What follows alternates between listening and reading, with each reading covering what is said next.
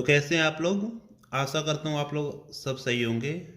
और फिर आज हम स्टार्ट करते हैं ICSE foundation mathematics class 10th। और इसमें आज हम स्टार्ट करने वाले हैं यूनिट 4, जो है आपका मेंसुरेशन। मेंसुरेशन आज हम स्टार्ट करेंगे बिल्कुल बेसिक से, और उसके बाद हम सारे इसके क्वेश्चन कर लेंगे बिल्कुल आसानी से। तो पहले सबसे पहले स्टार्ट करते हैं इसका बेसिक मेंसुरेशन का। मेंसुरेशन के अंदर हमें पढ़ना है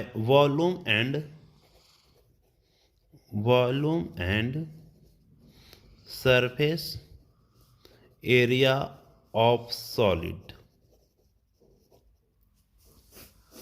वॉल्यूम एंड सरफेस एरिया पढ़ने से पहले हम लोग क्लास 9th में ही स्टार्ट करते हैं 2D फिगर का, या क्लास 8 से ही स्टार्ट करते हैं 2D फिगर का एरिया निकालना।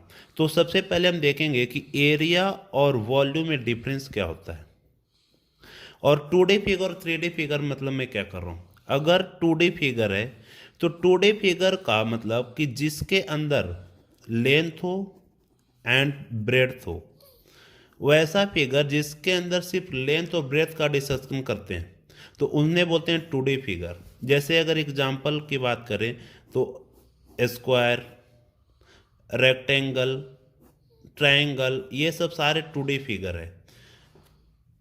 स्क्वायर 2D फिगर को क्यों बोल रहे हैं? क्योंकि इसका कुछ लेंथ होगा और कुछ ब्रेड्थ होगा, इसके अंदर फिलहाल हाइट नहीं होता है, तो 2D फिगर होता है। 2D फिगर मतलब जिसको ऐसे आप एक प्लेन एरिया पे दिखा सकते हो। जैसे ये कॉपी है, कॉपी का अगर एक पेज ये मान लेते हैं सिर्फ, तो ये 2D है। 2D क्यों है? क्योंकि ये इसका कुछ लेंथ है और इधर इसका कुछ ब्रेड्थ है। तो लेंथ और ब्रेड्थ में जिस जिस भी फिगर में सिर्फ लेंथ और ब्रेड्थ हो उसको बोलते हैं 2D फिगर। ठीक है। पर आज हम जो पढ़ने जा रहे हैं उस सॉलिड्स का, सॉलिड्स मतलब 3D फिगर का। 3D फिगर का जैसे ही नाम आएगा, इसका मतलब इसमें कुछ लेंथ भी होगा, कुछ ब्रेड्थ भी होगा और कुछ हाइट भी होगा। लेट्स एग्जांपल अपना पहला आता है क्यूब। तो क्यूब में हम जानते हैं जैसे कि ऐसे अगर हम क्यूब बनाएं तो ये क्यूब का लेंथ होता है, ये क्यूब का ब्रेड्थ होता है और ये क्यूब का हाइट होता है। अब इसका मतलब इसमें तीन तीन डायमेंशन यूज हो रहा है, लेंथ भी, ब्रेड्थ भी और हाइट भी। तो ये सब फिगर है 3D फिगर। दूसरा आप लोग जानते होंगे क्यूबाइड। क्यूबाइड क्यूबाइड कैसा होता है?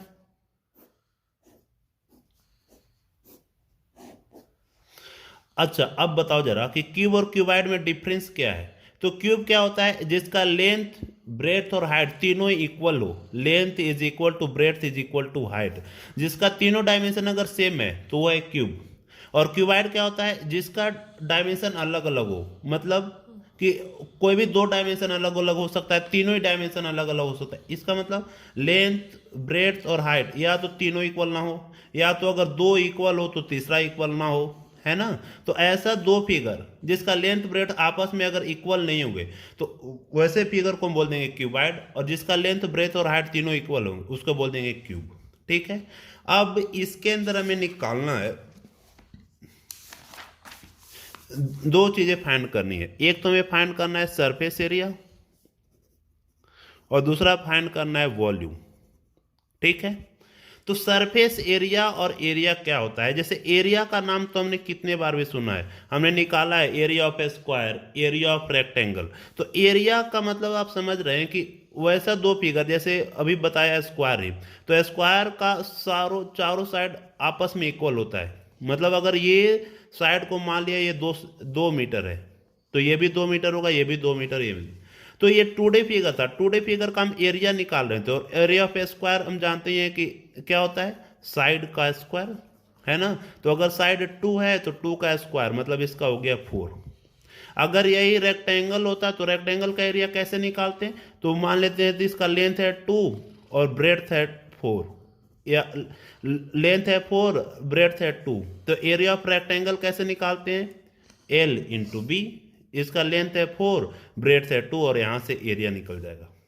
पर यही अगर हम 3D फिगर की बात करते हैं तो उसमें सरफेस एरिया फाइंड करते हैं। सरफेस एरिया का मतलब क्या है कि अगर एक क्यूब है तो क्यूब में टोटल सरफेस कितना होगा, हमें यहाँ पे सरफेस देखना होता है। सरफेस का मतलब आप समझ लो ये जैसे अपना रूम है है ना। तो रूम के अंदर टोटल कितना सरफेस है, इस रूम में टोटल कितना सरफेस है। तो जैसे ये है अपना, ये ग्राउंड फ्लोर है, तो ग्राउंड फ्लोर एक सरफेस है, ये फ्लोर हो गया जो सीलिंग है ये भी एक सरफेस है, तो दो सरफेस हुआ, और चार ये दीवार जो आपस में है, तो टोटल यहाँ पे सरफेस कितने हैं, 6। टोटल सरफेस कितना है, 6। इसका मतलब कि अगर हम सरफेस एरिया निकालने जाएंगे क्यूब का, तो क्यूब में टोटल सरफेस कितने हो जाएंगे, टोटल सरफेस इन क्यूब, तो टोटल सरफेस इन क्यूब, तो ये हो जाएंगे 6। इसका मतलब अगर 6 सरफेस है तो 6 का एरिया हमें अलग अलग फाइंड करना होगा। अगर 6 सरफेस है तो 6 का सरफेस एरिया अलग अलग फाइंड करना होगा, और बाद में सभी को कंबाइंड कर देंगे, 6 सरफेस को जब आपस में कंबाइंड कर देंगे तो वो हो जाएगा सरफेस एरिया ऑफ किसका, हो जाएगा क्यूब का। ठीक है। अब 6 सरफेस का जरा अगर बात करें तो देखिए, अगर फिगर में समझें तो एक ये है, एक ये सरफेस है, ये अगर ये सबसे ऊपर वाला इसको अगर बोलते सीलिंग, तो इसके सबसे नीचे आएगा एक सरफेस। अगर यहाँ पे नहीं आ रहा है तो उसको एक बार ऐसे अगर समझा दे तो ये इसका उल्टा वाला होगा, जैसे ये हो जाएगा फ्लोर, तो 2 सरफेस ये हो गया। सिमिलरली एक सरफेस ये है ऐसे, दूसरा सरफेस ये हो जाएगा, तो 4 सरफेस हो जाएगा।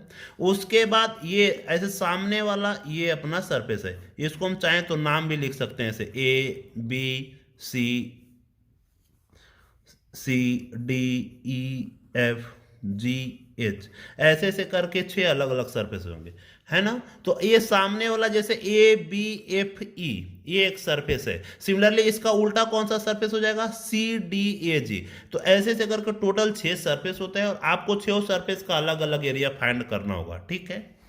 तो अब जरा बताएंगे फिर से, नए पेज पे शुरू करते हैं।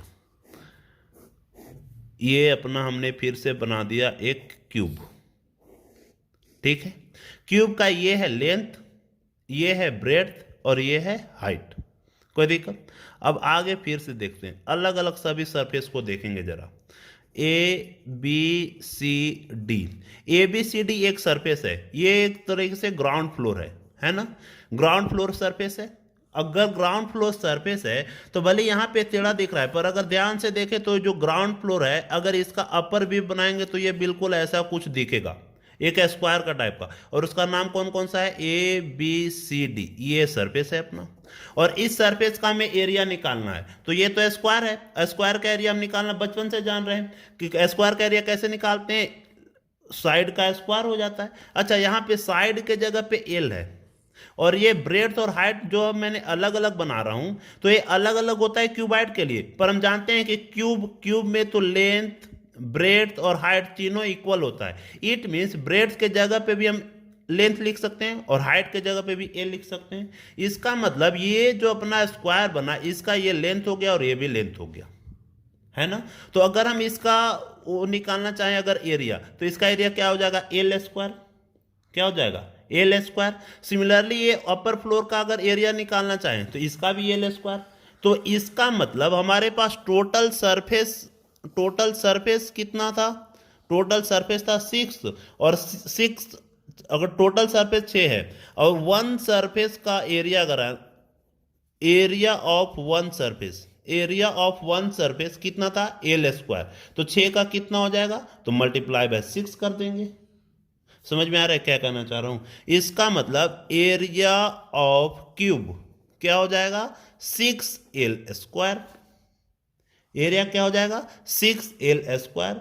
और सिमिलरली वॉल्यूम निकालते हैं जब, कि वॉल्यूम ऑफ क्यूब, तो वॉल्यूम ऑफ क्यूब होता है कि L into B into H, L into B into H. पर L जब B लिखने जाएंगे तो हम जानते हैं कि क्यूब में तो ब्रेथ और हाइट तीनों ही इक्वल होता है, मतलब B के जगह पे भी A लिख देंगे और H के जगह पे भी A लिख देंगे, मतलब L into L into L, तो L cube, volume of cube क्या हो गया, L क्यूब।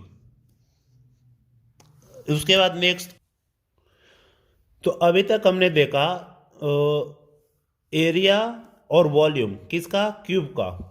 हमने सबसे पहले एरिया निकाला वॉल्यूम का, हम और हमने देखा कि क्यूब में सरफेस टोटल सरफेस 6 था, इसलिए एक सरफेस का एरिया निकाल के इंटू 6 कर दिया, तो वहां से सरफेस एरिया ऑफ क्यूब आ गया 6L² और वॉल्यूम ऑफ क्यूब L³। अब देख लेते हैं लास्ट क्यूबाइड का। क्यूबाइड के अंदर अभी हमने बताया कि जिसका लेंथ ब्रेड्थ हाइट अलग अलग हो, LBH, है ना, और ये हमने बना दिया ऐसे क्यूबाइड। अब जरा ध्यान से देखेंगे, अगर इस सरफेस का एरिया निकालें, जो ग्राउंड सरफेस है, फ्लोर जो है, अगर इसका एरिया निकालेंगे तो ये इसका लेंथ है और ये ब्रेड्थ है, तो ग्राउंड सरफेस का एरिया क्या हो जाएगा, L इंटू बी। जरा ध्यान दीजिएगा, इसका ग्राउंड का एरिया क्या हो जाएगा, L इंटू बी। और सिमिलरली जितना ग्राउंड फ्लोर का एरिया होगा उतना ही सीलिंग का भी एरिया होगा, क्योंकि इसका भी L है ये लेंथ और इसका ये ब्रेड्थ है, तो इसका लेंथ L इंटू बी, तो L इंटू बी इसका भी एरिया, L इंटू बी इसका भी एरिया, इसका मतलब L into B plus L into B. ये किसका है, ये किसका है, ग्राउंड फ्लोर का, ये किसका है, सीलिंग का। कोई दिक्कत?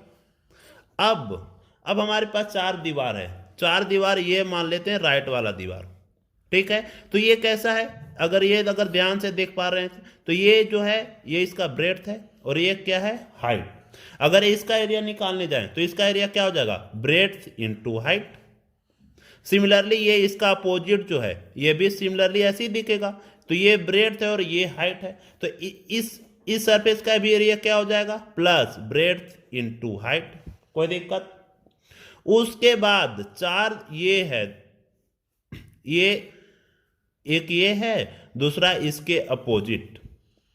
ये जरा समझने वाला, इसमें क्या क्या है, ये जो है सामने वाला एक ये ऐसे है जिसका लेंथ तो यही है, पर ब्रेड्थ के जगह पे यहां पे ये क्या है, हाइट। ब्रेड्थ के जगह पे यहां पे क्या है, हाइट, तो इसका एरिया क्या हो जाएगा, L इंटू H। और सिमिलरली इसके पीछे वाला तो L into H plus L into H। कोई दिक्कत? ये हम निकाल रहे हैं फिलहाल एरिया। क्या निकाल रहे हैं, एरिया किसका, क्यूबाइड का। क्यूबाइड के अंदर भी सरफेस कितने होंगे, 6। तो अब जरा ध्यान दो, देखिए 6 सरफेस हो गया, ग्राउंड, सीलिंग और ये 4 अलग अलग दीवार। अब जरा ध्यान से देखेंगे तो LB प्लस LB क्या लिख सकते हैं, 2LB। LB plus LB 2LB plus BH plus BH क्या हो जाएगा, 2BH plus LH into LH 2LH। इसमें कोई दिक्कत? अब लास्ट 2 कॉमन दिख रहा है, सब इसे कॉमन ले लें, कॉमन ले लें। यहां पे क्या बच जाएगा, LB plus BH plus LH के जगह पे यहां पे लिख देते हैं HL। 2 into LB plus BH plus HL, ये क्या आ गया, सरफेस एरिया ऑफ क्यूबाइड। कोई दिक्कत? सरफेस एरिया ऑफ क्यूबाइड क्या हो गया, 2 into LB plus BH plus HL, ये क्यूबाइड का सरफेस एरिया आ गया। अब जिसका वॉल्यूम निकालने जाएंगे तो वॉल्यूम हो जाएगा length into breadth into height, तो LBH शॉर्ट में इसको बोल देते हैं कि volume of cuboid equal to LBH। कोई दिक्कत है ना? तो अभी तक सॉलिड्स में हमने 2 देखा, एक हमने देखा क्यूब का, दूसरा क्यूबाइड, ठीक है। क्यूबाइड का अब जरा सरफेस एरिया, क्यूब का सरफेस एरिया क्या था, 6L²। 6L² क्यों था, क्योंकि इसका 6 सरफेस आपस में इक्वल था, इसलिए एक का एरिया निकाल के इंटू 6 कर दिया था। और सरफेस एरिया ऑफ क्यूबाइड क्या हुआ, 2 into LB plus BH plus HL। इतना तक तो हो गया। उसके बाद वॉल्यूम क्यूब का कितना होगा, वॉल्यूम ऑफ क्यूब कितना होगा, L³ L इंटू L। और अच्छा, इसका LBH तो अलग अलग है, तो वॉल्यूम ऑफ क्यूबाइड क्या हो जाएगा, LBH। इतना हो गया क्यूब और क्यूबाइड के बारे में।